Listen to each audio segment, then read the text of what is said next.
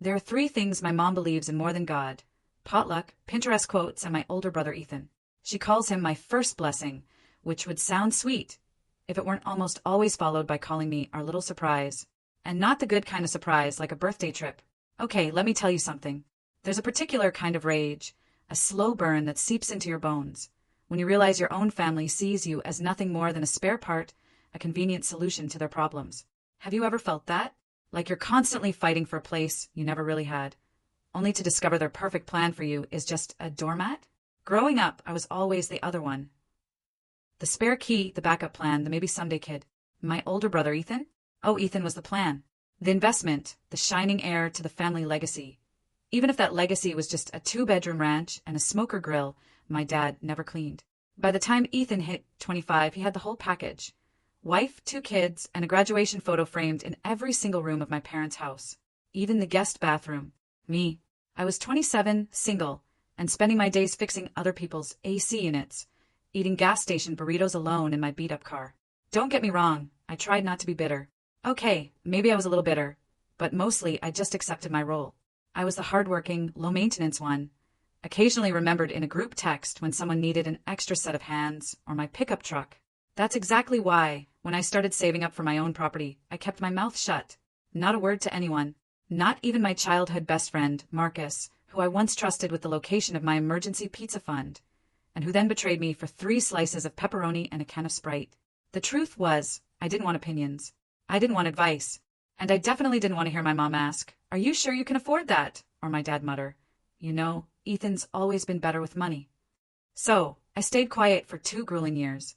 I worked every overtime shift I could grab, took side gigs on weekends, and basically lived like a raccoon wearing human clothes.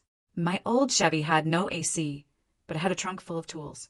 I ate so many peanut butter sandwiches, I could have built a loyalty program with a local grocery store. I ignored every single urge to upgrade my life, funneling every single extra cent into a savings account that I very pointedly labeled, "Not for Ethan." Then, one Tuesday morning, while I was up to my elbows in a busted dryer, fixing it for a sweet old couple who kept offering me lemon cake and completely unsolicited life advice, my phone rang. It was the call. The duplex. Yeah, it was old, needed a new fence, some drywall patching, and the front porch had what I could only describe as violent creaking energy. But it was solid. Good bones. 2 units, upstairs and downstairs, each with 2 bedrooms and 1 bath. Just enough charm to attract a renter who wouldn't ask too many questions about the ghosts of water-damaged past. I signed the papers that Friday. It was all under my name. No co-signers. No family favors. No big, dramatic announcement. It felt weird at first. Not bad weird, just quiet. Like I was waiting for someone to show up and tell me it didn't count unless it had Ethan's blessing. But all I got was silence. And man, it was the best sound I'd heard in years. I didn't throw a party, didn't pop champagne. I just stood in the empty living room of Unit A and whispered, "You did it, man," to myself. Like I was narrating a sports documentary about middle-class plumbing success. Then I got to work. I cleaned it, painted it, repaired every creaky hinge, tightened every pipe. One of the neighbors, an older guy named Lou, who smelled like coffee and wisdom, stopped by. "You the new landlord?" he asked. When I said yes, he smiled and added, "Nice. Better you than the last one." Turns out, she'd been running a cat rescue and a pottery class out of the place. My plan was simple.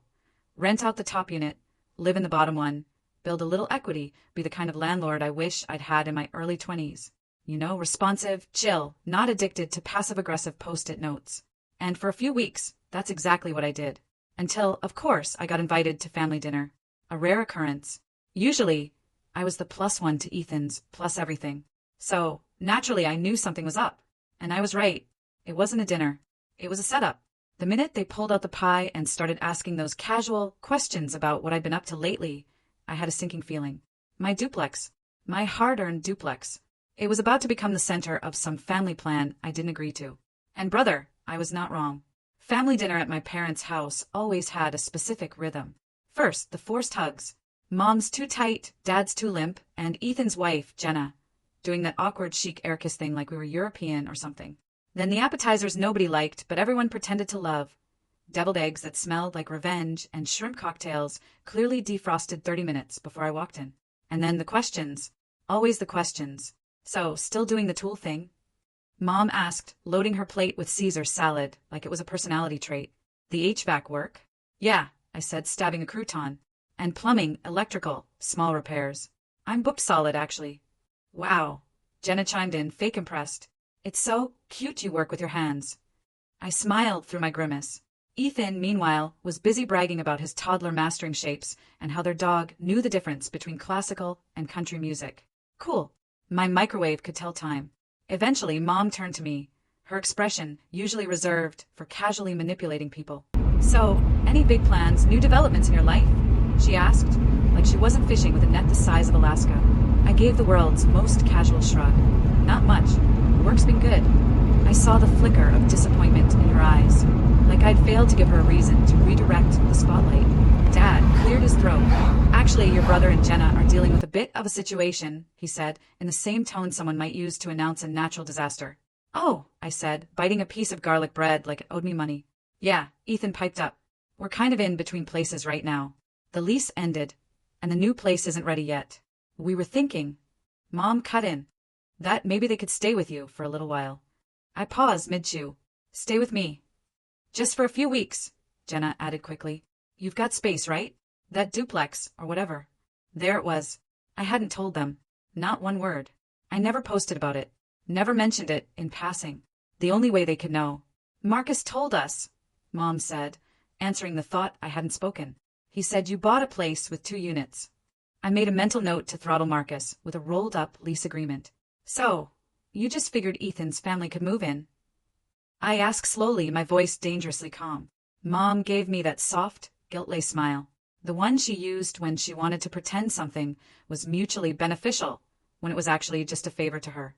Golden child. Just until their new place is ready, she cooed. Besides, you've always been so independent. It's not like you need both units. Ah, there it was. The free rent agenda. Like my success was a communal potluck, and Ethan just showed up with an empty Tupperware and a fork. I already have tenants lined up, I lied. Because I'm petty but strategic. Jenna blinked. Oh, that's sudden. You didn't even tell us you were buying, Mom said, now playing the hurt card. Why keep secrets? I figured it wouldn't matter, I said casually. Ethan usually gets the announcements. The table went quiet for a full 10 seconds. Then Ethan chuckled awkwardly like the joke had gone over his head and clipped a few wires on the way down. So there's really no room? He asked. I shook my head. Nope. Both units are rented. Just signed leases last week.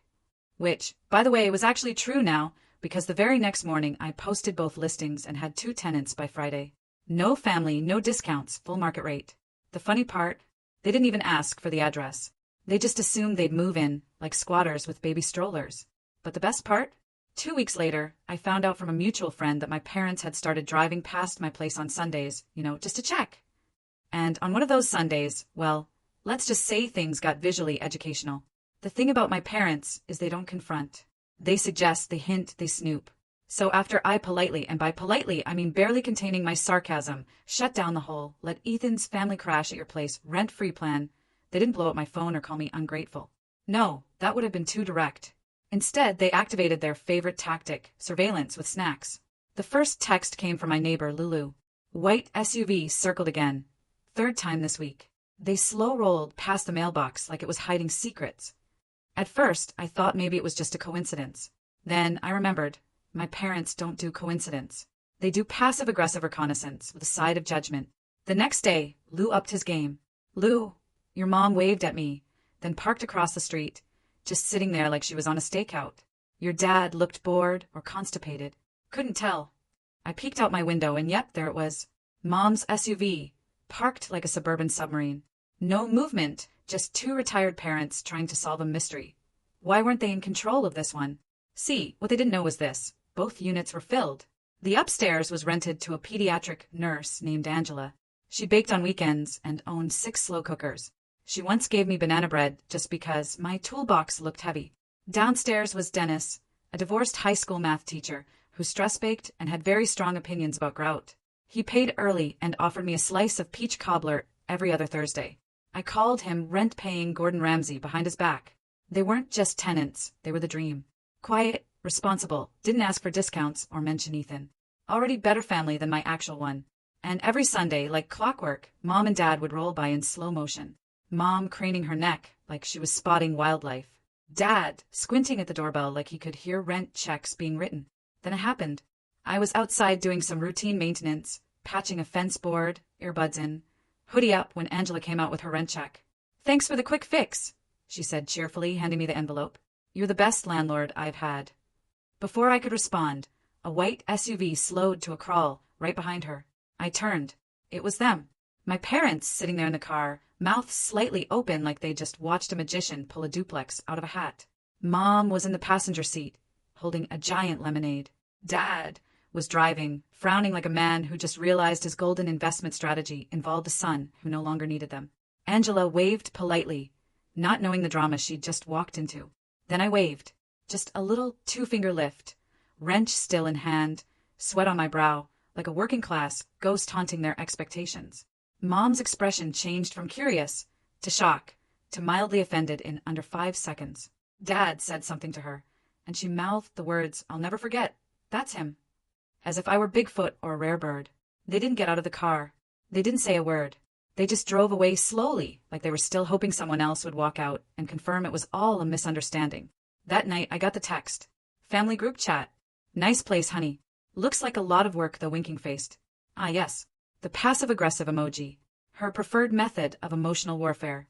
I didn't respond, but I did reread it 3 times. Not because I was hurt, but because that text said everything. They'd seen me. Not just owning a place, but running it, managing it, profiting from it. And they weren't proud. They were confused, because in their minds success was Ethan. Always had been. And I was supposed to just orbit around him. Fix things, show up at birthday parties with tools in the back of my truck, nod along. But here I was with keys, rent checks, and neighbors who actually respected me. And for the first time in a long time, I didn't feel invisible. I felt solid.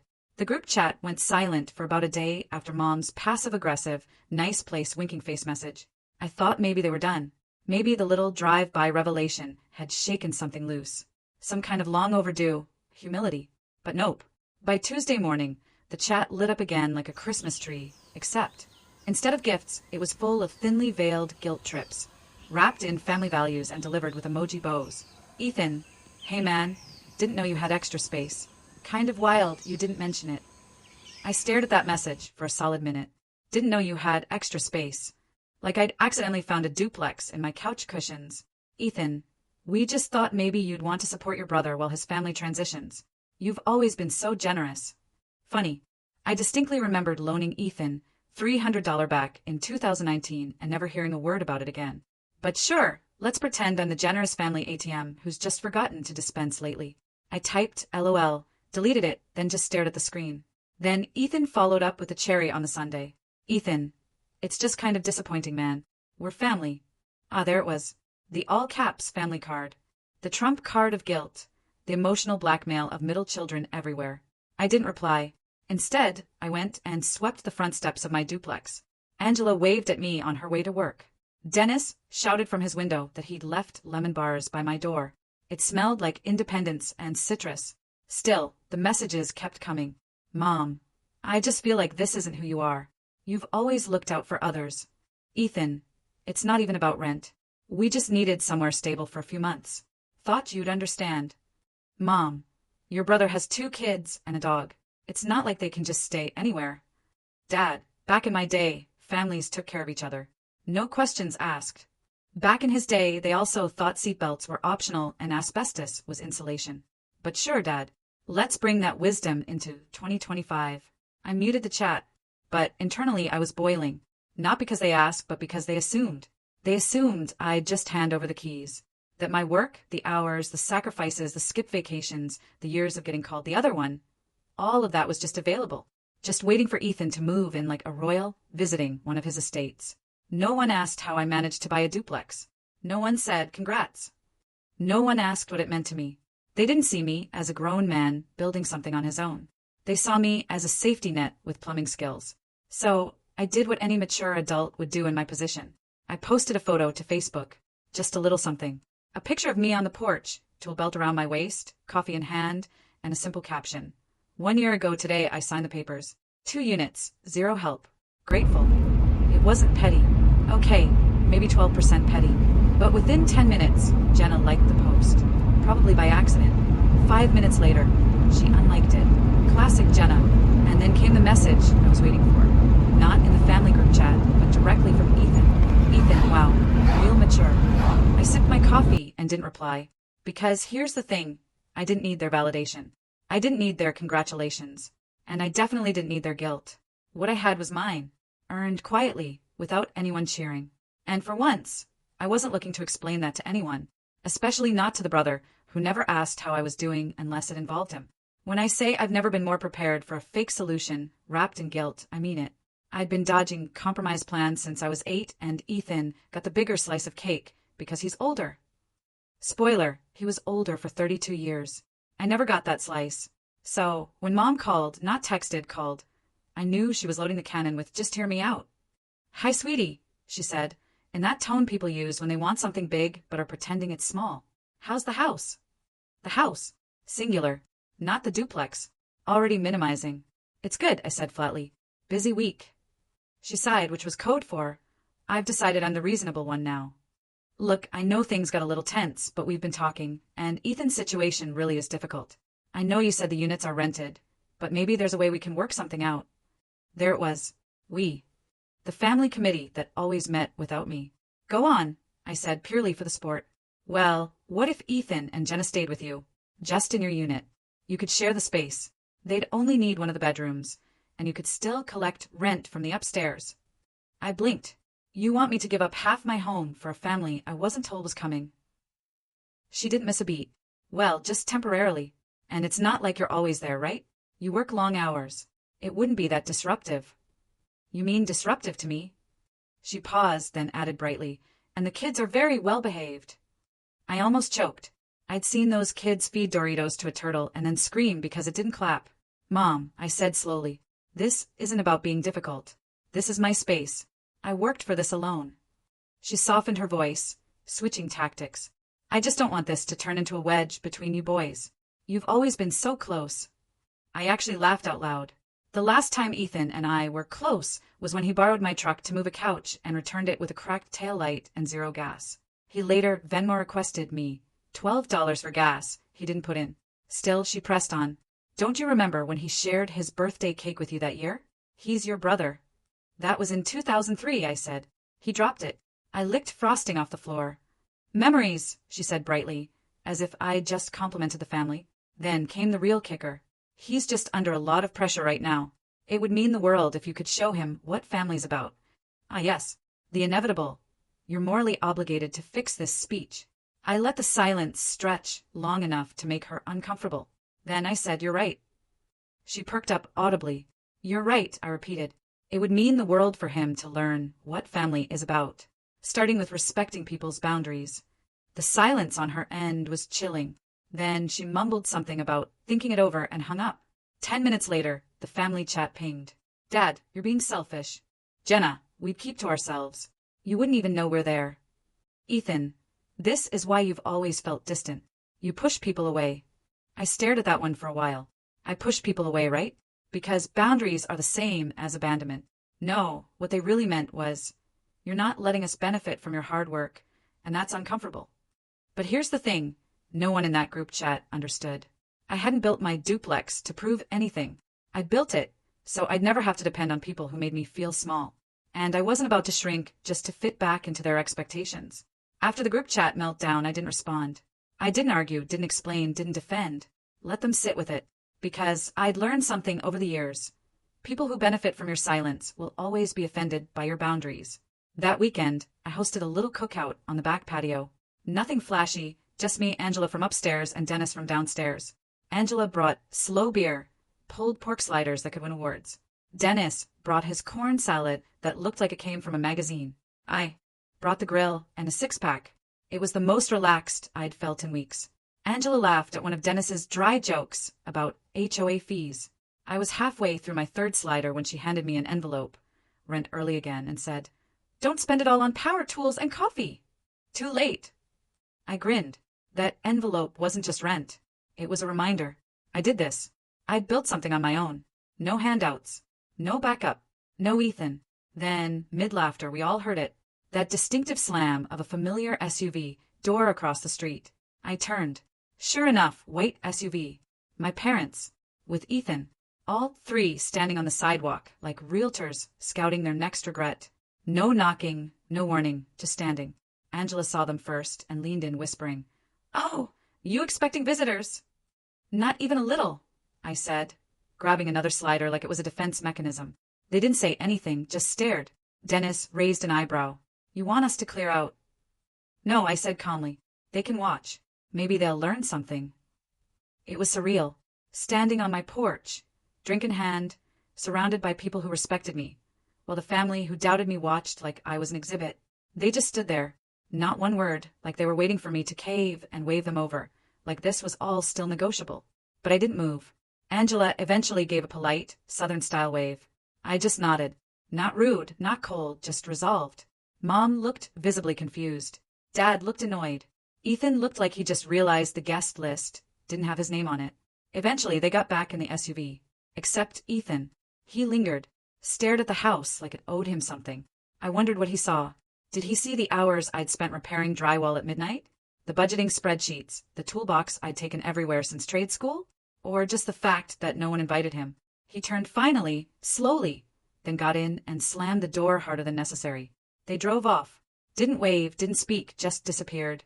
Later that night, the family group chat came back to life. "Ethan, guess we're moving into an extended stay hotel. Thanks for nothing." "Mom, we tried. You made your choice." "Dad, hope it's worth it." I stared at that one. Hope it's worth it. As if my peace, my home, my sanity needed a price tag. I didn't reply, but I did step outside, where the porch lights glowed against the shingles I'd chosen, the siding I'd painted, the door I'd installed. Then I snapped a photo. Just me, standing on the porch, coffee in hand. Caption: "Worth every brick." Didn't tag anyone. Didn't need to. Because 10 minutes later, Jenna texted me privately. "Jenna, you're being cruel." And I laughed. Not bitter. Not smug. Just that deep, exhausted laugh of someone who finally realized he didn't need to explain himself anymore. It had been 4 days since the family group chat went dark. 4 beautiful, silent, drama-free days. No texts, no calls, no emoji guilt, no Ethan updates. Just normal, peaceful life. Angela gave me banana bread. Dennis fixed the lawnmower cord because it was making him itchy, just watching me struggle. I slept better than I had in weeks. And then the knock. Not a buzz. Not a doorbell. A knock. Firm, intentional. I opened the door slowly, expecting maybe a package. Maybe Lou returning my drill again. Instead, Ethan. Standing on my porch like a kid who got kicked out of summer camp. Behind him, I noticed a minivan. Packed. Crammed. A pillow stuffed against the window. Jenna in the passenger seat, looking down at her phone. 2 kids in the back, one eating dry cereal from a bag like it was a life sentence. "Hey," he said, trying to sound casual. "Can we talk?" I leaned on the doorframe. "We are." He glanced back at the minivan. "Look, I know things got heated. Mom's been a little extra lately. And I didn't mean to guilt you." "Sure you did," I said. "You just thought it would work." He flinched, then tried the next card, exhaustion. "We're tired, man. The hotel has roaches. The kids are cranky. I'm doing the best I can." He blinked, and I was hoping maybe we could figure something out. Even just a week. Right. I said, just 1 week, then another. Then maybe the dog gets comfortable. Then suddenly, Jenna is redecorating my bathroom. He chuckled nervously. "Come on, man. That's not fair." "Exactly," I said. "It's not." Silence stretched between us. He looked like he wanted to say more, like he expected me to break, to cave. Instead, I just looked at him. Really looked. The same brother who used to take credit for my work. The same guy who borrowed my tools, my truck, my time without thanks, just expectation. The one who never once showed up when I needed help moving or fixing or building. But here he was needing. Finally seeing that maybe, just maybe, I wasn't the one who needed to grow up. I sighed and stepped out onto the porch, shutting the door behind me. "I'm not angry," Ethan, I said. "I'm tired." What? Of always being the fallback, the free option. The one who gets told to understand when no one tries to understand me. He looked at me like he didn't know who I was anymore. Like he'd missed a meeting where I got replaced by someone with a spine. "You've changed," he said. "No," I replied. I just finally stopped asking for permission to have a life. Behind him, I saw Jenna glance over. She looked irritated, not desperate. Just annoyed that their plan hadn't worked. Ethan opened his mouth again, but I cut him off. "There's a park 2 blocks down," I said, nodding past him. They've got clean bathrooms and shade. Might be good for the kids while you figure out your next step. He hesitated, like he couldn't believe I was serious. But I was. For once, I was the one setting the terms. And I wasn't about to unlearn the freedom I'd earned. He turned slowly and walked back toward the van. I didn't watch them drive off. I went inside, locked the door, poured a glass of iced tea, and for the first time in a long time, I didn't feel guilty about being the one who said no. 2 weeks passed. No knock. No text. No new messages in the family group chat. Silence. And let me tell you, it was the most peaceful silence I had ever lived in. Angela and Dennis thrived. I upgraded the porch light. My bank account got fatter. I even bought myself a ridiculously overpriced pair of noise-canceling earbuds, because I could. Then, on a Thursday, a letter arrived. Not a text, a letter. From Mom. The handwriting alone made my stomach tighten. She always curled the Y in my name too tight, like she was strangling the word you. I opened it slowly, almost laughing at how old school it was. We're disappointed in how things turned out. Family means sacrifice. You had a chance to help your brother, and instead you chose pride. I hope one day you'll realize what you've lost. I folded the note and placed it in the drawer next to expired coupons and a button that fell off a shirt 3 years ago. Then I had an idea. The next day, I drove to a nearby print shop, paid $7 and printed something clean, crisp and framed it. Then I mailed it to Mom and Dad's house. No note, no explanation. Just a photo of my duplex with the words, "Built without you." 2 days later, Jenna blocked me. Ethan removed me from the family Spotify plan. Mom sent one final message in the group chat. "You've made your choice. I hope you're proud of yourself." I didn't reply, but I did pin that message, just so every time they opened the chat, they'd see who said it. Because yes, I was proud. I was proud of every skipped vacation, every overtime shift, every ignored insult at holiday dinners, every sarcastic comment I didn't clap back at. They called it selfish. I called it survival. And 1 year later, exactly to the day, I celebrated by repainting the front steps with Angela and Dennis. We grilled burgers, blasted music, and took a group photo on the lawn. I framed it, hung it in my hallway, right next to the first rent check I ever earned. So, what do you think? Have you ever had to choose between family expectations and your own hard-won peace? Tell me what you would have done in my place. I really want to know.